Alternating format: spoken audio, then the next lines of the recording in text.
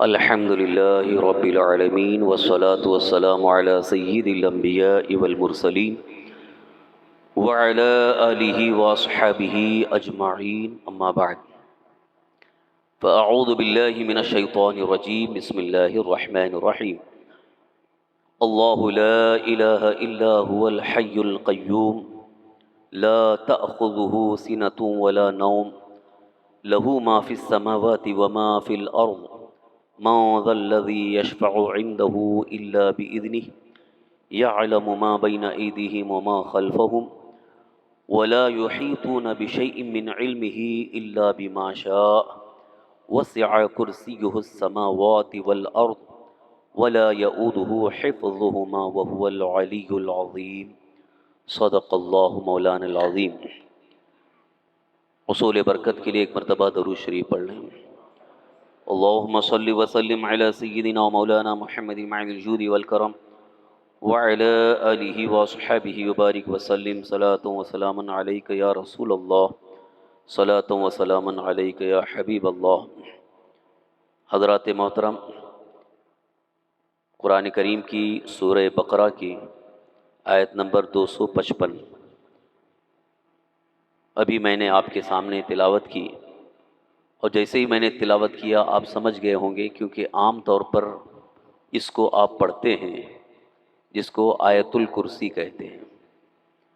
یہ آیت الکرسی اس کو کیوں کہا گیا، آیت الکرسی کا نام کیوں رکھا گیا، اور اس کے کیا فضائل ہیں، اس کی کیا برکتیں ہیں، ایک مستقل ٹاپک ہے، کافی تفصیلی معلومات اس کے ضمن میں حاصل ہوتی ہیں۔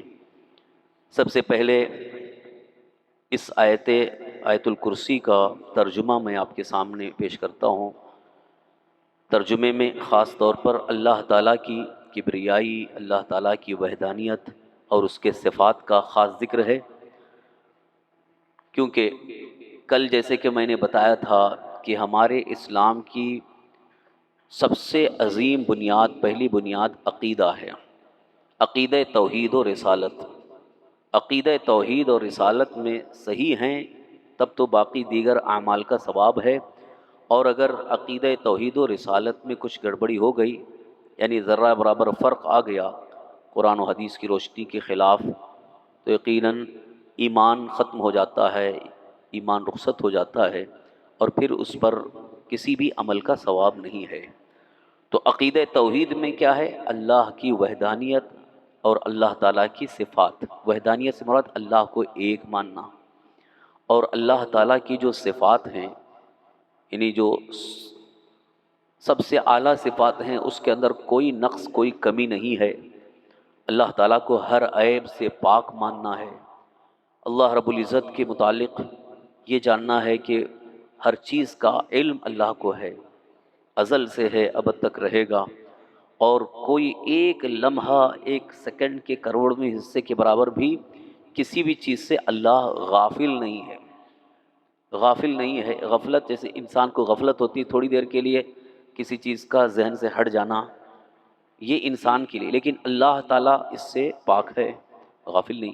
تو انہی خاص عقائد کا اس میں ذکر ہے، اللہ کی بلندی، کبریائی، اس کی عظیم صفات کا ذکر ہے، اور ساتھ ہی ساتھ اس پوری آیت کریمہ میں اللہ تبارک تعالیٰ کی قدرت کا بھی اظہار ہے۔ ترجمے میں آپ کو محسوس ہوگا، اللہ لا الہ الا ہو، اللہ ہے جس کے سوا کوئی معبود نہیں۔ یہ ہمارا سب سے پہلا عقیدہ یہی ہے کہ اللہ ایک ہے، اس کے علاوہ کوئی معبود نہیں، کوئی خدا نہیں ہے۔ 360 بت رکھے جاتے ہیں، یا پتہ نہیں کتنے، وہ کسی کنکر کو، پتھر کو، درخت کو، سورج کو، پانی کو، نہ جانے کس کس کو خدا مانتے ہیں لوگ، لیکن ہمارا اسلام ہمیں تعلیم دیتا ہے کہ خدا ایک ہے، اللہ ایک ہے، اور اسی کا ہم کلمہ بھی پڑھتے ہیں، لا الہ الا اللہ۔ اس کا معنی ہی ہے کہ اللہ کے سوا کوئی خدا نہیں، کوئی معبود نہیں۔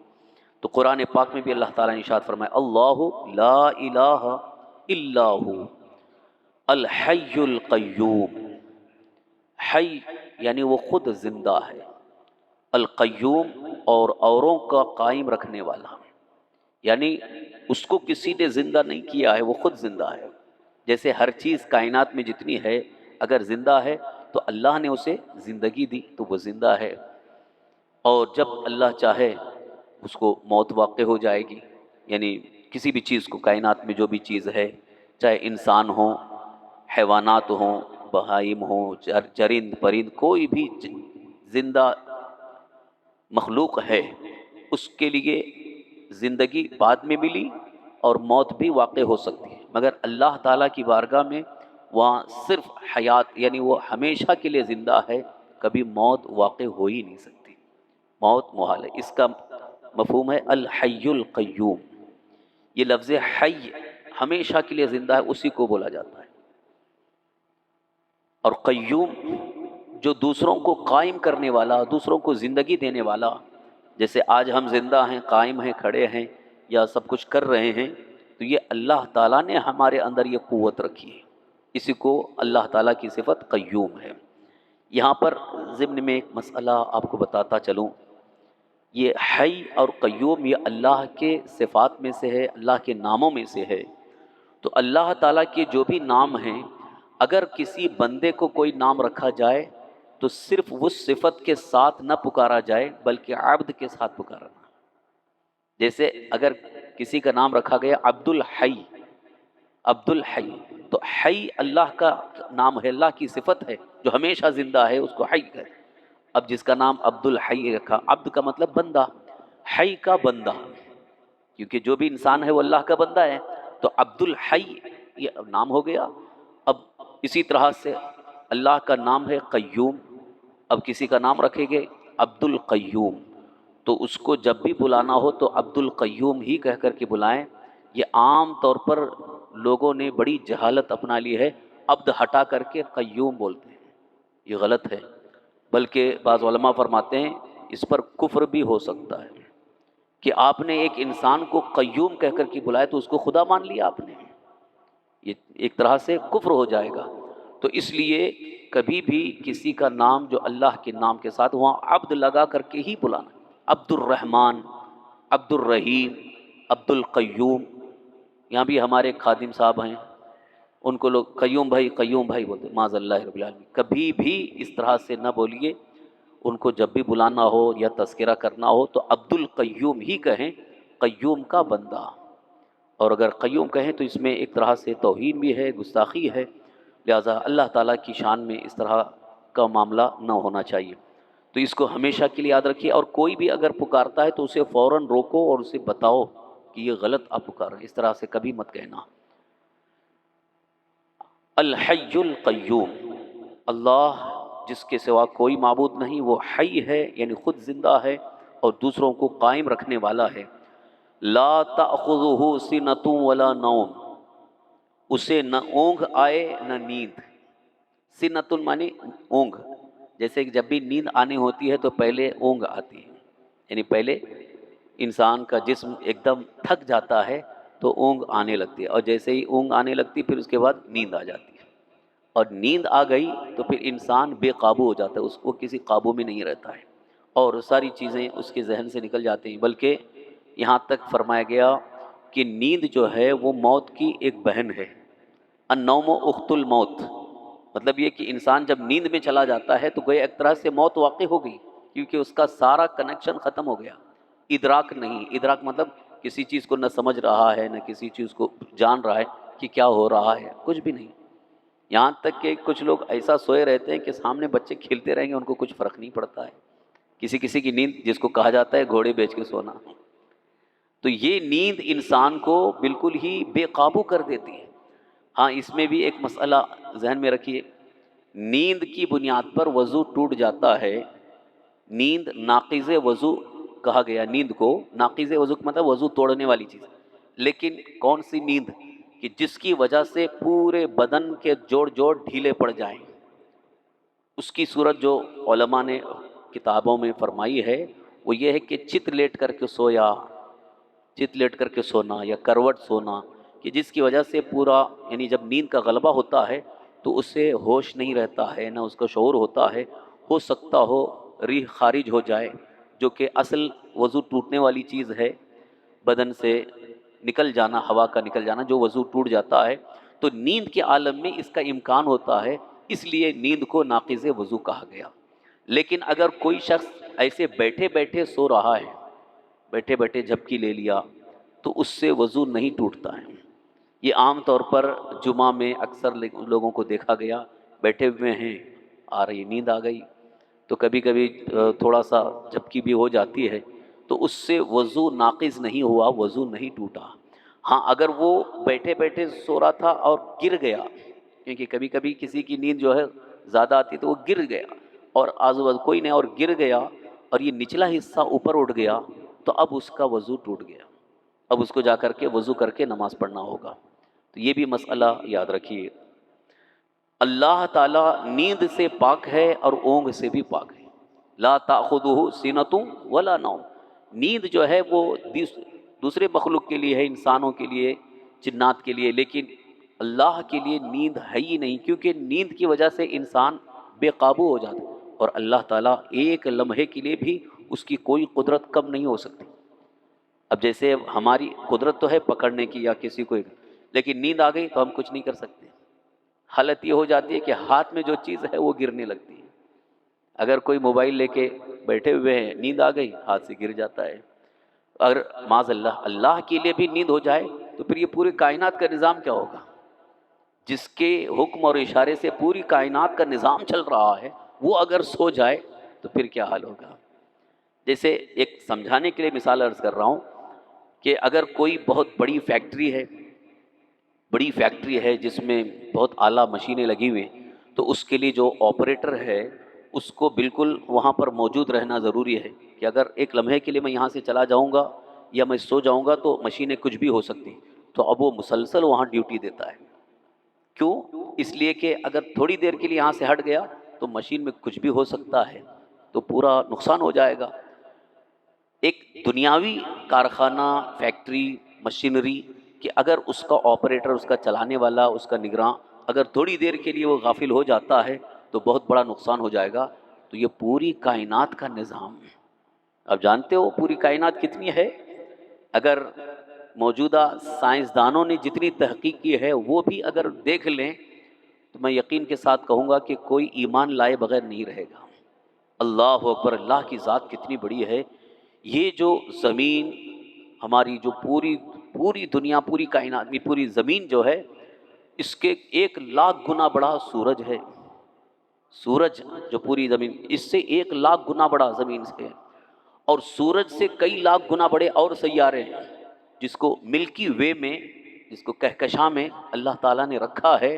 ابھی سائنسدانوں کی مزید تحقیق آ رہی ہے کہ کتنے سیارے ہیں، 9 تک تو تحقیق کر چکے ہیں، 9 سیارے ہیں۔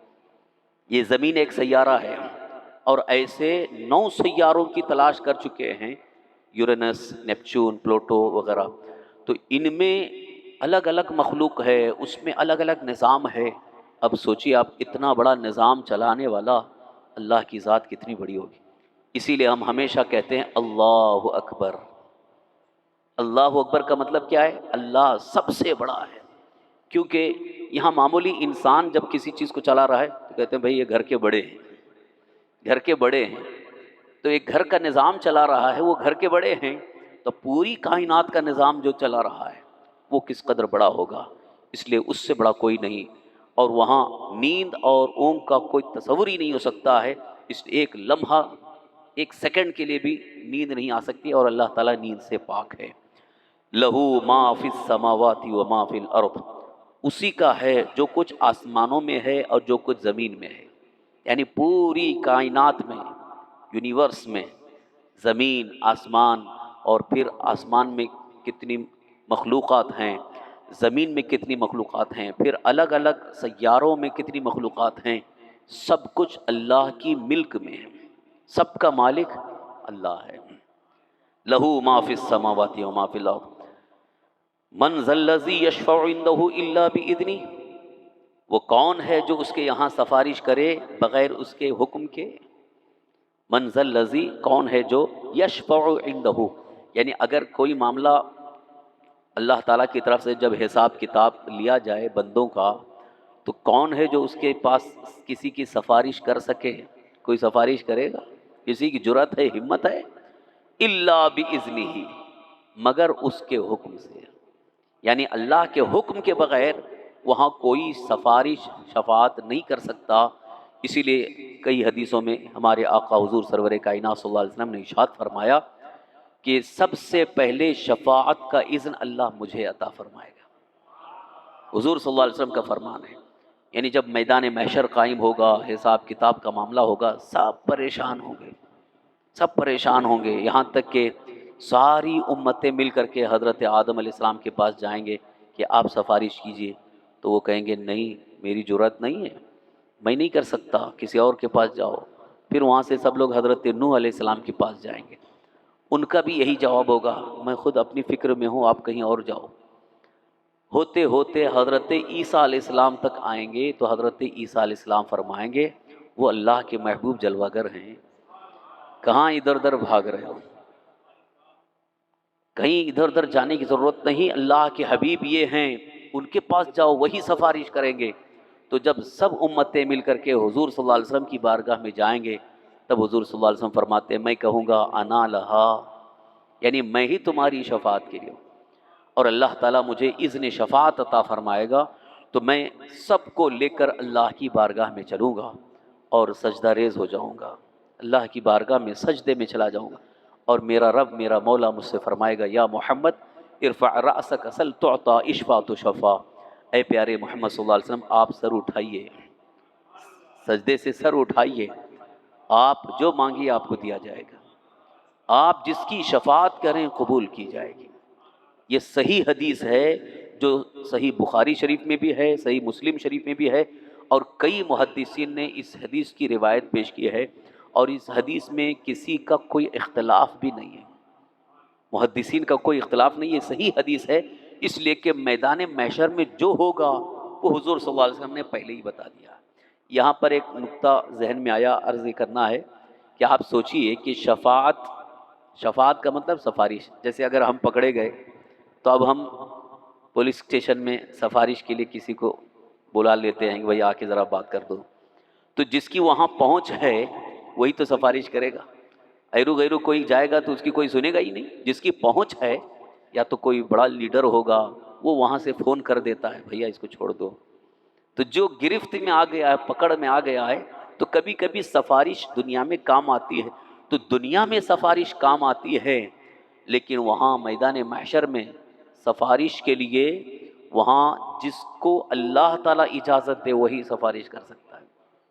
سب کی تو حالت خراب رہے گی، سب اپنے اپنے پریشانی میں ہوں گے، تو اللہ تعالیٰ نے جن کو اپنا محبوب بنایا حضور صلی اللہ تعالی وسلم، وہ سفارش کریں گے، پھر اس کے بعد حضور کے صدقے میں پھر اللہ تعالیٰ اپنے مقدس بندوں کو بھی شفاعت کا اذن عطا فرمائے گا، جیسے کہ کئی اولیاء اکرام کے بارے میں ذکر ہے، اور حافظ قرآن کے بارے میں بھی ذکر ہے کہ پھر حضور صلی اللہ علیہ وسلم اس کو اللہ تعالیٰ کی طرف سے اجازت دلائیں گے تو وہ حافظ قرآن اپنے گھر کے 10 حضرات کی سفارش کریں گے، 10 حضرات کی شفاعت کریں گے۔ تو یہ شفاعت کا ذکر ہے، یہ اس لیے عرض کر رہا ہوں کہ جو اہل سنت و جماعت کے خلاف جو دوسرے کچھ فرقے ہیں جن کے عقائد نظریات کچھ الگ الگ ہیں، انہوں نے شفاعت کا انکار کیا کہ نہیں کوئی شفاعت نہیں کرے، کوئی شفاعت نہیں ہوگی، کوئی شفاعت نہیں ہوگی۔ اس آیت سے انہوں نے شاید استدلال کیا ہے، اللہ تعالیٰ نے فرمایا من ذا الذی یشفع عندہ، کون ہے جو اس کے یہاں شفاعت کرے، یعنی کوئی شفاعت نہیں کر سکتا۔ اور ایک آیت یہ بھی ہے واتقوا یوما لا تجزی نفس عن نفس شیئا ولا يقبل منها شفاعت ولا يؤخذ منها عدل ولا هم ينصرون، اللہ تعالیٰ نے فرمایا اس دن سے ڈرو جس دن کوئی جان کسی کا بدلہ نہیں ہو سکتی، لا تجزی نفس عن نفس شیئا، یعنی کوئی کسی کا وہاں پر بدلہ دینے کے لیے آ نہیں سکتا، اس دن سے ڈرو، اور کسی کی شفاعت قبول نہیں کی جائے گی، کسی کی مدد نہیں ہوگی۔ تو قرآن کی اس آیت کو انہوں نے دیکھا، اس میں تو ہے لا يقبل منها شفاعت، یعنی کسی کی شفاعت نہیں قبول کی جائے گی، مطلب وہاں کوئی سفارش ہی نہیں ہوگا۔ لیکن اس آیت کی تفسیر میں سارے مفسرین کرام نے لکھا ہے کہ وہاں خاص طور پر وہ یہودیوں کے رد میں ہے، کیونکہ یہودیوں نے اپنے زبان سے یہ دعویٰ کرنا شروع کر دیا تھا کہ ہمارا کچھ نہیں بگڑے گا، کہ ہمارے چونکہ انبیاء ہیں اور ہمارے پرکھے جو ہیں وہ ہماری سفارش کر کے ہم کو جنت میں لے جائیں گے۔ تو ان کے رد میں اللہ تعالیٰ نے ارشاد فرمایا وہاں تم لوگوں کے لیے کوئی شفاعت قبول ہی نہیں کی جائے گی، اس لیے کہ تمہارا ایمان ہی نہیں ہے۔ بے ایمانوں کے لیے کوئی شفاعت، کوئی سفارش نہیں ہوگی، یعنی جن کا ایمان نہیں ہے، ایمان پر خاتمہ نہیں ہوا، ان کے لیے کوئی شفاعت نہیں ہوگی، نہ اور نہ ان کے لیے کوئی شفاعت کرنے کے لیے تیار ہوگا۔ ہاں جو ایمان والے ہیں اور ان سے کچھ غلطیاں، خطائیں، گناہ ہوئے ہیں اور وہ بغیر توبہ کے ان کا انتقال ہو گیا، تو اب اس گناہ کی سزا کے طور پر وہ پکڑے گئے ہیں، تو اللہ تعالیٰ اپنے حبیب صلی اللہ علیہ وسلم کی شفاعت سے یا اپنے محبوب بندوں کی اولیاء کرام کی سفارش سے انہیں بخش دے گا۔ تو یہ شفاعت کا اصل معاملہ ہے۔ بہرحال شفاعت جو جس کو بھی ملے گی سب سے پہلے تو حضور صلی اللہ علیہ وسلم کو ملے گی، اور وہ بھی اللہ تعالیٰ کے حکم سے، اور حضور صلی اللہ علیہ وسلم کی شفاعت کے بعد پھر دوسروں کو، خاص خاص اللہ کے بندوں کو شفاعت کا اذن حاصل ہوگا۔ یعلم ما بین ایدیہم وما خلفہم، وہ جانتا ہے جو کچھ ان کے آگے ہے، جو کچھ ان کے پیچھے، یعنی پوری کائنات میں آگے کیا ہے، پیچھے کیا ہے، کب سے کیا ہو رہا تھا، کب سے قائم ہے کائنات، کب سے بنی ہے، سب چیزوں کا اللہ کو علم ہے۔ اب آخر تک کیا ہوگا اس کا بھی علم اللہ کو ہے، کسی انسان کو اتنا علم نہیں ہوگا۔ البتہ اللہ تعالیٰ نے جس کو علم عطا فرمایا، جیسے اپنے خاص نبیوں کو اللہ تعالیٰ نے علم عطا فرمایا، اب اس علم میں علم غیب بھی ہے اور علم ما کان و ما یکون، یعنی جو ہو چکا وہ بھی اور جو ہونے والا ہے اس کا بھی اللہ نے اپنے حبیب صلی اللہ علیہ وسلم کو علم عطا فرمایا۔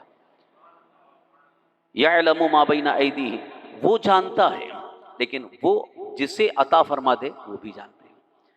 5 چیزوں کے بارے میں علوم خمسہ جسے کہا گیا، کہ اس میں بھی کچھ لوگوں کا اختلاف ہے کہ وہ اللہ کے سوا کوئی نہیں جانتا ہے، حالانکہ اہل سنت و جماعت کا موقف ہے کہ واقعی اللہ کے سوا کوئی نہیں جانتا، لیکن اللہ تعالیٰ جسے علم عطا فرما دے وہ جانتا ہے۔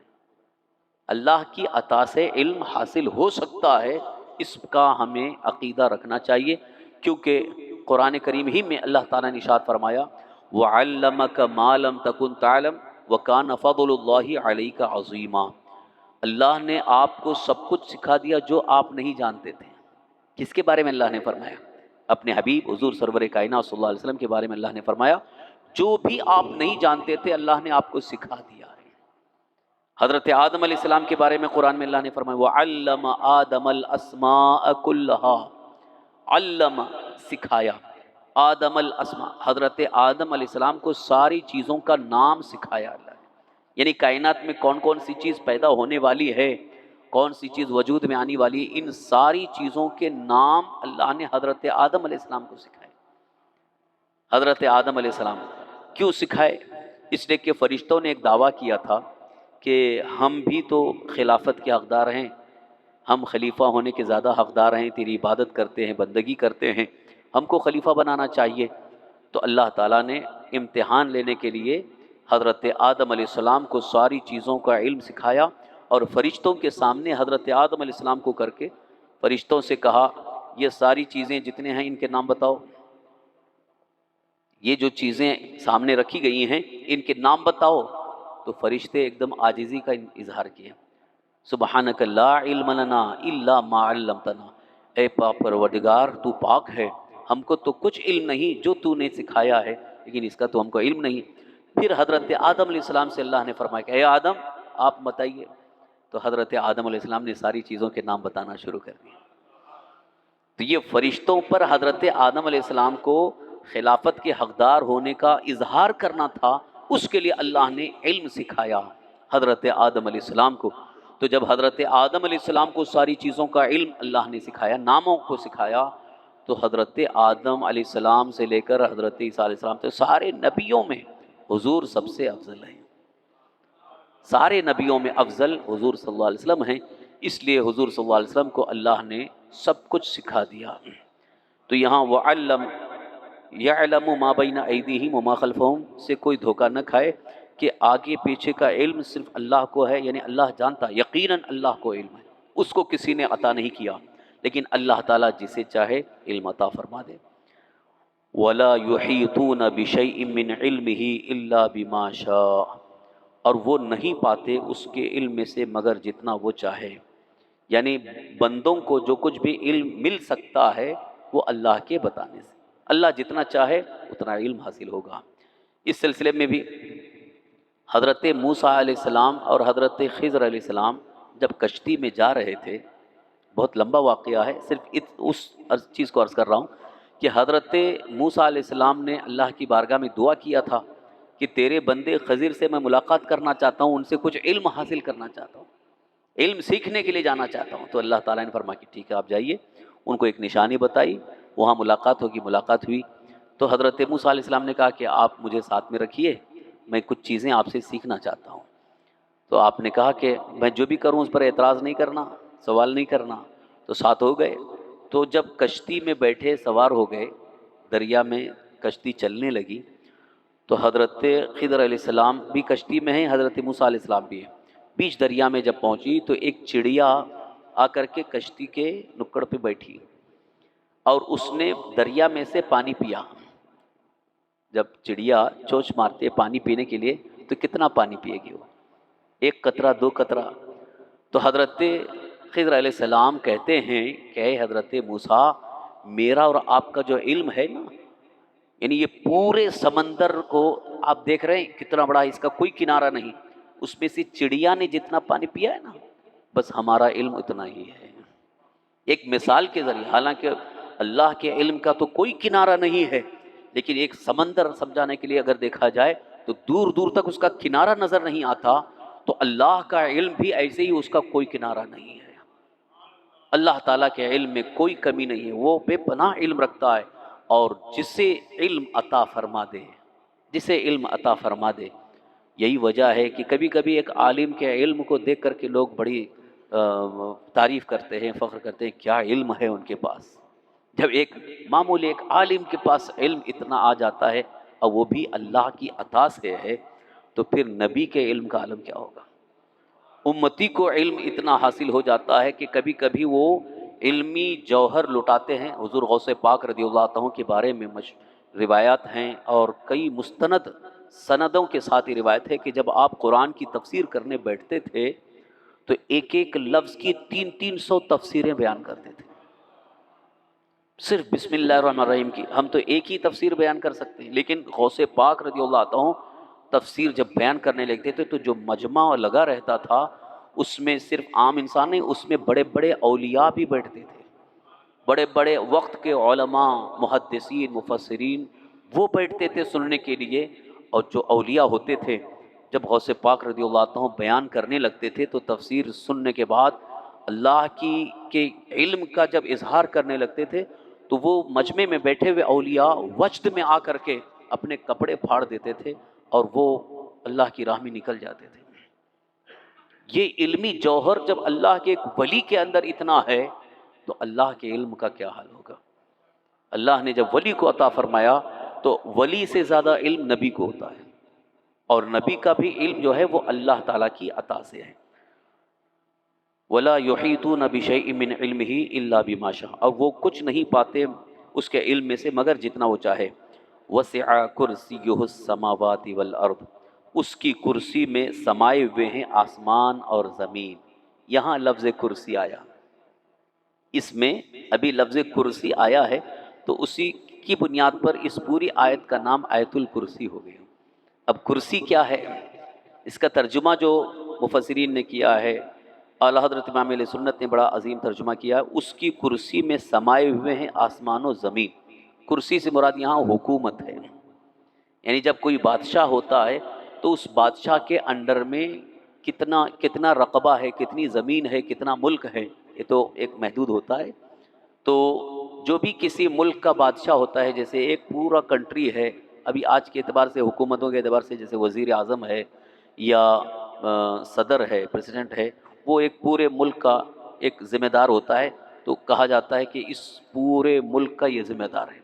ایسے ہی پہلے دور میں بادشاہ جو ہوتے تھے، بادشاہ ایک پورے ملک کا بادشاہ، اس کے انڈر میں جو محدود دائرہ ہے. لیکن اللہ کے بارے میں اللہ تعالیٰ خود فرماتا ہے سارے آسمان اور زمین پر اس کی حکومت پھیلی ہوئی ہے. کرسی اس کی سمائے ہوئے ہے آسمان اور زمین. یعنی حضور صلی اللہ علیہ وسلم کی کئی حدیثیں اس سلسلے میں ہیں. جب پوچھا گیا کہ اللہ کی کرسی کا کیا عالم ہے تو حضور صلی اللہ علیہ وسلم نے فرمایا کہ یہ جتنی زمین، اس کو اگر 7 زمینیں پھیلا دی جائیں اور جتنے آسمان ہیں ان کو اس کے کئی گنا پھیلا دیا جائے، پھر ان کو اللہ کی کرسی کے سامنے رکھا جائے تو ایسا محسوس ہوگا کہ ایک بہت بڑے میدان میں ایک انگوٹھی رکھی ہو. یعنی اللہ کی کرسی اتنی بڑی ہے. اس کرسی کا مالک اللہ ہے اور اس کے انڈر میں، اس کے اختیار میں سارے زمینیں، سارے آسمان سب اللہ کے اختیار میں. تو اسی لیے یہاں لفظ کرسی آیا ہے تو اس پوری آیت کو آیت الکرسی نام رکھ دیا گیا. یعنی اللہ کی حکومت اور اللہ کی قدرت، اللہ تعالیٰ کے علم، سارے صفات کا، خاص خاص صفات کا یہاں پر اللہ نے خود ذکر فرمایا، اپنا تعارف فرمایا، لہٰذا اس کو آیت الکرسی کہا جا رہا ہے. ایک چیز یہ بھی آپ محسوس کر رہے ہوں گے کہ اللہ تعالیٰ اپنی تعریف خود فرما رہا ہے، حالانکہ وہی تعریف کے لائق ہے. بندے کو اپنی تعریف کرنے کے لائق نہیں، کیونکہ بندے کو جو کچھ ملا ہے وہ اللہ کی طرف سے ملا ہے. تعریف تو اللہ ہی کی ہوگی، کیونکہ جس کے اندر اتنی خوبیاں ہوں، اتنے کمالات ہوں اور ایسی عظیم ذات ہے، تو اس کی تعریف نہ ہو تو پھر کس کی تعریف ہوگی؟ اور وہ بھی ایسا رب ہے کہ اتنے کمالات اور اتنی خوبیاں اور ان سب چیزوں کا جامع ہونے کے باوجود اپنے بندوں کو بھولتا نہیں، اپنے بندوں پر کرم فرماتا ہے، اپنے بندوں پر اپنے کرم کے، رحمتوں کے خزانے لٹاتا ہے. تو پھر اس کی تعریف نہ کی جائے؟ تو اللہ کی تعریف جب کی جاتی تو اسی کو کہتے ہیں حمد. حمد، اللہ کی حمد. اور حمد ہمیشہ بیان کرنا چاہیے، کیونکہ حمد بیان کرنے والے جب اللہ کی حمد بیان کرتے ہیں تو اللہ تعالیٰ کی رحمتیں اس پر مسلسل برسنے لگتی ہیں. اس لیے لفظ سبحان اللہ یہ بھی اللہ کی حمد ہے. سبحان اللہ. حضور صلی اللہ علیہ وسلم فرماتے ہیں بندہ اللہ کی محبت میں آ کر کے، وجد میں آ کر کے جب سبحان اللہ کہتا ہے تو اللہ حکم فرماتا ہے فرشتوں کو اس کے نام کا ایک درخت لگا دو جنت میں، اور اس کے لیے جنت میں نعمتیں تیار رکھو. اس بندے نے میری تعریف کی ہے. کیونکہ یہ سبحان اللہ بھی اللہ کی تعریف. سبحان اللہ کا معنی کیا ہے؟ اللہ پاک ہے، ہر چیز سے پاک ہے، ہر عیب سے پاک ہے. تو وسیع کرسیہ السماوات والارض، اس کی تو بہت لمبی چوڑی تفسیر ہے. وسیع کرسیہ السماوات، وقت کی قلت کی وجہ سے کم کر رہا ہوں. ولا یؤودہ حفظہما وہو العلی العظیم، اور اسے بھاری نہیں ان کی نگہبانی، اور وہی ہے بلند بڑائی والا. یعنی آسمان اور زمین کی حفاظت کرنا، اور آسمانوں اور زمینوں میں جو بھی مخلوق ہے ان سب کی نگہبانی کرنا، ان کی حفاظت کرنا، ان پر اپنے رحم و کرم کی بارش نازل فرمانا، یہ سب اللہ کے لیے کوئی بھاری نہیں، کوئی مشکل نہیں.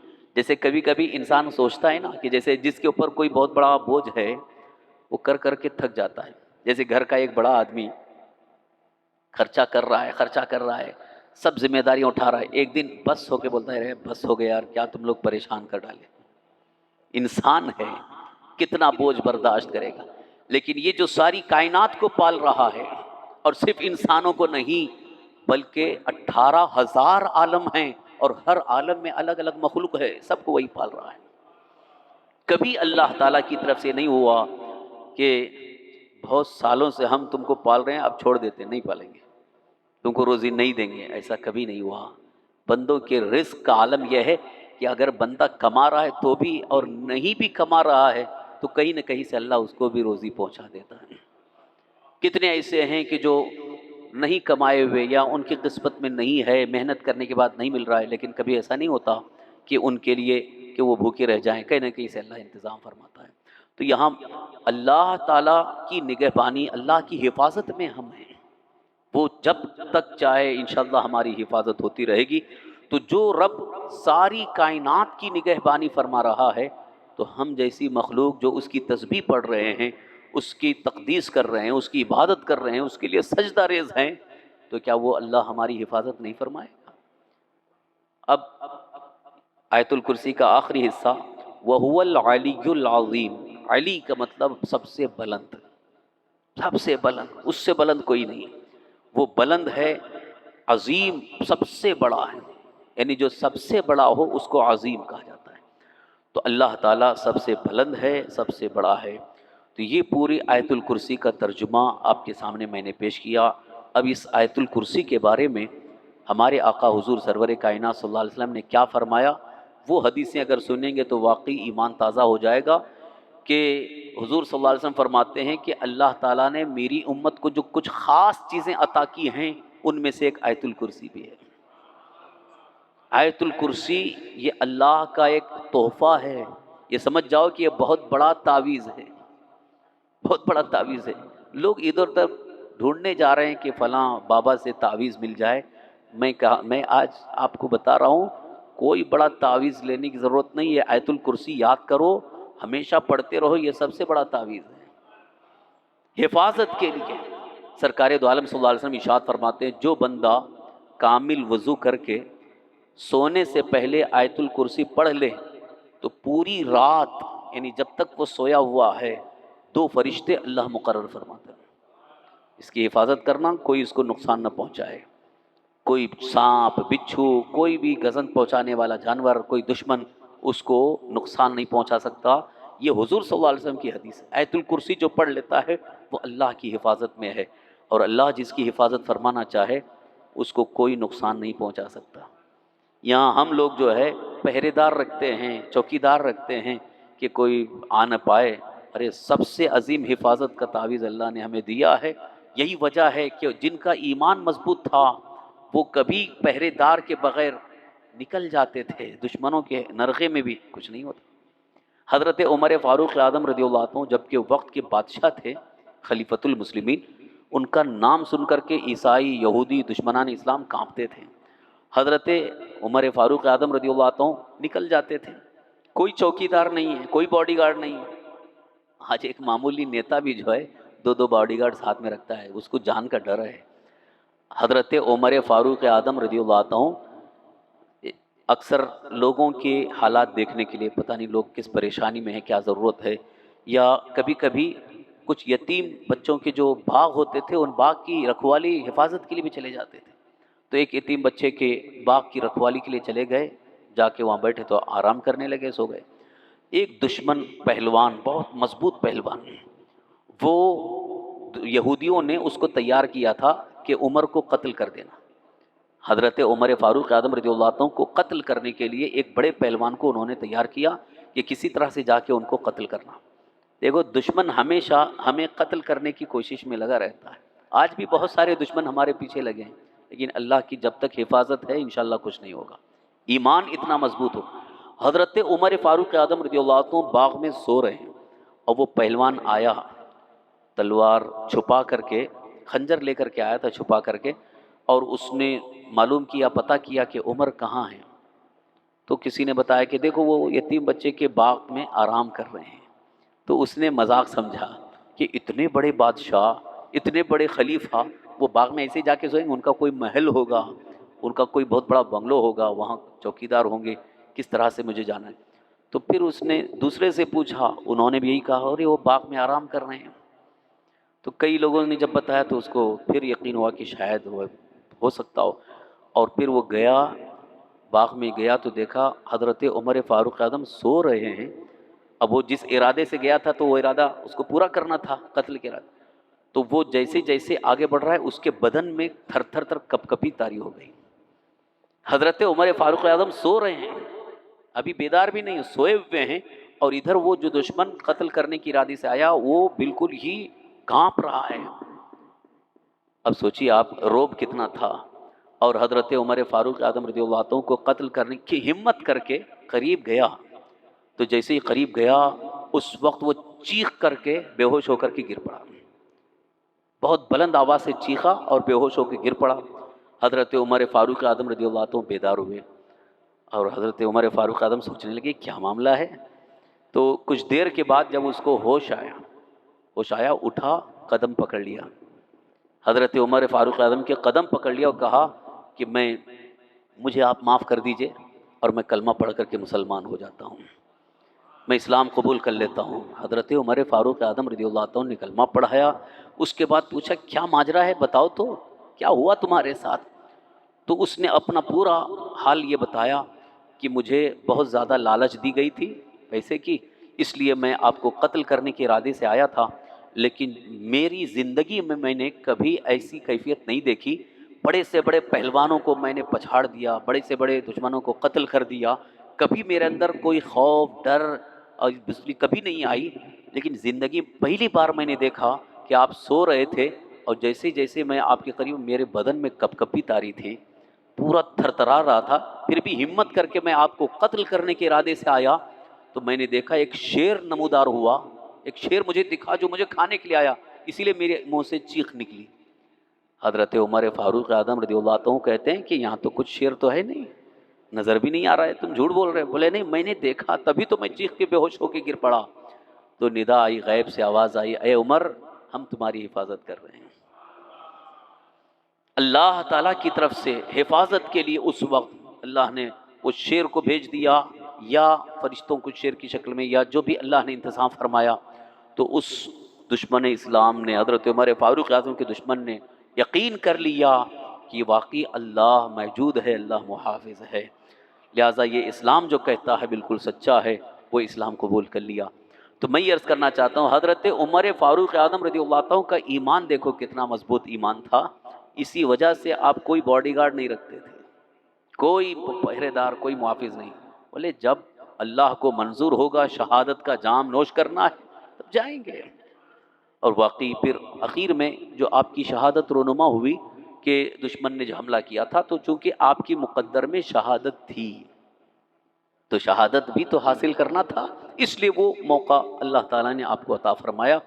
تو اس میں ہمیں کوئی یہ نہیں سوچنا چاہیے کہ آخر آپ کو شہید کر دیا گیا، یعنی شہید کر دیا گیا، وہاں اللہ تعالیٰ کو ان کو اونچا درجہ دینا تھا، اونچا رتبہ عطا کرنا تھا، اگر وہ نہ شہید ہوتے تو اس اونچے مرتبے سے رہ جاتے، اس لیے بھی شہید۔ لیکن جب تک اللہ نے حفاظت فرمائی کوئی ہاتھ نہیں لگا سکا۔